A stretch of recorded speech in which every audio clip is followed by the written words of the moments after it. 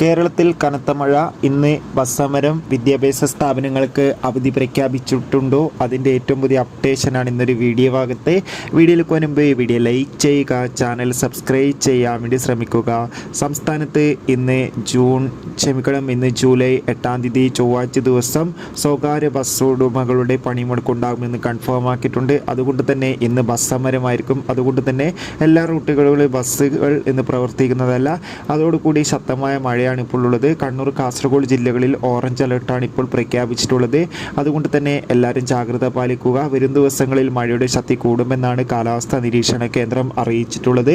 നിലവിൽ വിദ്യാഭ്യാസ സ്ഥാപനങ്ങൾക്ക് അവധിയൊന്നും പ്രഖ്യാപിച്ചിട്ടില്ല. ബസ് സമരം ആയതുകൊണ്ട് തന്നെ ഒരു മാറ്റവുമില്ല. വിദ്യാഭ്യാസ സ്ഥാപനങ്ങൾ ഇന്ന് തുറന്ന് പ്രവർത്തിക്കും. അതോടുകൂടി തന്നെ മഴ കാരണവും അവധിയില്ല.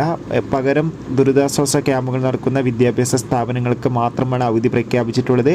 എന്തായാലും ഇന്ന് ഒരു സ്കൂൾ പ്രവൃത്തി ദിവസമെന്ന് 100% പറയാം. കാത്തിരിക്കാം. Bye bye.